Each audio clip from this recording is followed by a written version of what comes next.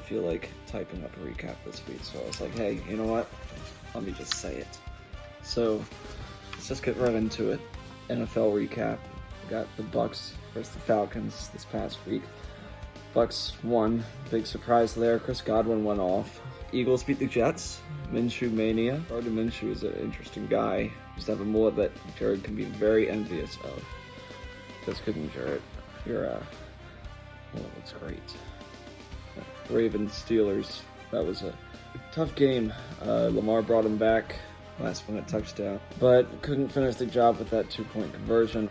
Heartbreaker. Sorry, Jared. But currently, Ravens are a 3rd seed, 1 game above the 7-5 Bengals, but they have a really, really tough schedule coming up. They got Cleveland, Green Bay, Bengals, Rams, Steelers again. Maybe 1 win in there? Half game behind. Football team. Eagles are looking good. Their run game's coming together. Jalen Hurts coming back. Defense doesn't look too bad. And their last games of the season are 2 games against Washington, 1 game against the Giants, and 1 game against Dallas. Not too bad. Falcons are at the 11th seed, surprisingly still in the race somehow. Only 1 less win than the Eagles. Doesn't make sense. But we have the Panthers coming up, Niners, Lions, then the Bills and the Saints. So, you know, whatever. Also, our only wins this year came against the Giants, Jets, Dolphins, Saints, and the Jaguars. That's how we have 5 wins. So now I usually go into, the scores from our league. But before we do that, I would like to take 1 quick second to thank our sponsor, Ivory Soap. And I think Bryan Allain has a little bit more to say about him. Ivory Soap. Play the piano like you mean it. Ivory Soap. It's your mother's soap, so give it back. Ivory Soap, and don't you forget it. Ivory Soap. What, were you raised by wolves? Thanks, Brian, for that awesome endorsement. We'll go right into the scores. So first up, we got Cuckoo Kajub versus the Intercourse Touchbacks. My parents competing for that top spot in the playoffs. Brian competing.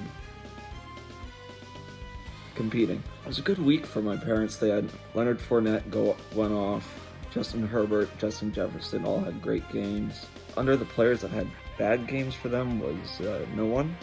For Brian, his top 2 performers are, you could totally predict it's Alexander Madison and his kicker Matt Gay. Ha! Gay! His underperformers were Tyreek Hill, Pat Mahomes, and Rashad Bateman, who completely goose-egged them. So after this game, my parents moved to 1st in the division, so congratulations. And Brian is, let's move on. Next game is Tommy, or Fantasy Pun, versus Nice Pits. This was a super, super close game. Both teams had great performances from a lot of their players. For Tommy, he had Tom Brady, Antonio Gibson, and Deontay Johnson. For Jeff and Cheryl, Javonte Williams is coming on the scene. He looks awesome. Dallas Goedert, great 2 touchdowns. James Conner is still just doing what he does and scoring touchdowns. In terms of the underperformers, you got James Robinson. I don't even know what happened to him. I think he got injured or something. Dawson Knox, we all know what happened during the Buffalo game, and along the same lines, Jeff and Cheryl, Josh Allen did not do very well, but hard to do well in a tornado. Jeff and Cheryl won this game by a little bit less than 3 points. So a close game. This moved Tommy to 3rd in the division, and Jeff and Cheryl are still up there at 1st. The Outer Banks Pogues versus Lights Chimera action. This was a bloodbath. I would say that Breyer's biggest weakness was his lack of self-service while he was hunting, and he didn't switch Jalen Hurts out, who didn't play, but he lost by almost 100 points, so I don't think it would have made a difference. Breyer's top performers were Sony Michel, and of course the Cowboys defense. I have a list of players who were top performers for M. We got Kyler Murray, Jonathan Taylor, Josh Jacobs, Keenan Allen, Cooper Kupp, Mike Gesicki, T. Higgins, Rams defense, and Daniel Carlson. If you're keeping count, that's every single player on her team. Overperformed. Unstoppable. And Alvin Kamara isn't even playing. Seriously. For Breyer, his underperformers were, of course, Jalen Hurts, who didn't play, Joe Mixon, Stephon Diggs, Darnell Mooney, and Hunter Henry. This moved Breyer down and kind of hurt his playoff chances, fourth in the division. I would come up with a captain reference, but I don't really feel like it this time. M is up to second in the division. Next game would be Jared versus Luke. It was also a close game and a very important one in terms of playoffs. In the end, Jared pulled out the win, 89-80, basically. Jared's top performer was Chris Godwin, 15 receptions. I'm pretty sure that's a record for the Buccaneers, so did against the Falcons makes sense. And then Luke's top performers were the Chiefs defense and Miles Sanders. The underperformers for Jared were Lamar Jackson, who has sucked the past 3 games. He has not looked good. Jamal Williams and Brandon Cooks. And Luke's underperformers were Dak Prescott, Brandon Ayuk, Travis Kelce, and Adam Thielen. So currently, Luke is third in the division, and Jared is fourth. And then last game, of course, is me versus Nate. So this game sucked. I lost by less than a point on one kick in the middle of a tornado. Tyler Bass lined up to kick with the wind coming at him, and it just missed. And I'm not salty about it, but anyway, top performers for me were Elijah Moore, Gronk, and David Montgomery, and Nate's top performers were Stafford and George Kittle, who scored 35 points as a tight end.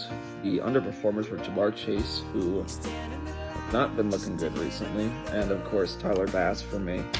And then his underperformers for Nate were Zeke, Myles Gaskin, and Terry McLaurin. So Nate is now second in the division, and I am now fifth, but also still tied with Luke and Jared, so it's technically third. Next up, I'm going to go into the playoff scenarios, but first, I would like to take another word to recognize our sponsor, Ivory Soap, and take it away, Brian. Ivory Soap, made from the white blood cells of albino goats. Ivory Soap, good enough for my nether regions, good enough for yours. Ivory Soap, get the filth out of here. Ivory Soap, it could clean a jackal. Thank you, Brian, for that truly inspirational ad read. Ivory Soap is a great product. Let's get straight into the playoff scenarios. So, division winners get the 1 and 2 seed no matter what the record is compared to the other division, it doesn't matter. So the rest is all by winning percentage. If some teams tie with how many wins they have, then it's however many points they scored is the tiebreaker. So get right into it. First up is my parents, other known as Cuckoo Kachub. They currently have the number 1 seed. If they win this week, they get the number 1 seed in their division. When I reference seeds, it's within the division. That's what I'm talking about. If they lose, they can still get the 1 seed, but they just have to outscore Tommy by 22 points if Tommy ends up winning, of course. And if M wins and my parents lose, then my parents would have to outscore M by 209 points to overtake them. So, alright, next up is Nice Pits. So Jeff and Cheryl, if they win, they're the 1 seed. If they lose, then they need Nate to lose, or they need Nate to not score more than 17 points than them. So Nate cannot score 17 more points than them this week and also win. It's kind of complicated, but you'll get it. Next up, we'll go straight into with Nate, so Kittle Skittles. If he wins this week and Nice Pits wins, then he will automatically be slated into the 2 seed in the division. He can get the number 1 seed in the division if he wins, but he needs Nice Pits to lose and he needs to score 17 more points than Jeff and Cheryl, which is doable. So that's for him. Next up is Lights Chimera Action, or M. She will get the number 1 seed with a win, and if my parents lose, she will get the 2 seed with a win, and if my parents win, and then she will get the number 3 seed if she loses and Tommy wins. I didn't add any points in this category because she has way more points than everyone, and it doesn't even matter. Next up will be Fantasy Pun, or Tommy. So there is a chance that he can get the number 1 seed. What he needs is to win, of course, and then M would need to lose, and my parents would need to lose. So it's possible. He would get the number 2 seed. If my parents lose, M would need to win. He would need to win, and my parents cannot score more than 22 points than him this week. Both those are doable. He's currently in the 3 seed. If anything else happens, he'll be in the 3 seed. Next up will be the Outer Banks Pogues, or Briar Bullock. Captain Briar, ahoy. He makes to the playoffs with a win, and if Luke does not score 87 more points than him this week. So it's basically winning it. If he loses, he's out. So it's pretty simple. For Jared, or Jack's on, Jack's off, he makes the playoffs with a win, and Luke would have to lose. And also I would have to lose. Or he could also make it if I win, I just could not score 12 more points than him. Next up would be me, so basically same thing. I would need to win, Luke needs to lose, and I need Jared to win, and I need to score 12 more points than him. That's the only way. Next up would be Luke. He makes the playoffs with a win, and then Jared will also have to win, and Jared would have to not score 71 more points than him. Or Briar can win, and Luke would have to score 87 more points than Briar. So one of those is definitely more likely. Last up here is Bryan. He is mathematically eliminated from the playoffs. I did reach out to him to give a quick statement about his team, and I will play that for you guys now. I will search and I will find, like the fur of the raccoon hidden in double. I will not become trouble. But I will scatter and I will find the beast. I will spread beans. I will eat. I will feast. I will feast upon life in all of its marrow. I will drink and I will drink it up until sorrow becomes nil. Alright, well, thank you for that, Bryan. It was very intense. I have no idea what any of it meant. I could tell the raw emotion in it, though, so great job. That's pretty much it for me. Thank you for watching. I hope that all of you have a terrible weekend in terms of fantasy football, of course.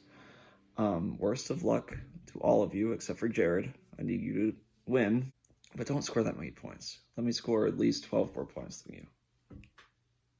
Thank you. So I'm just going to sign off. Thanks for listening to me again, and I'll see you guys around.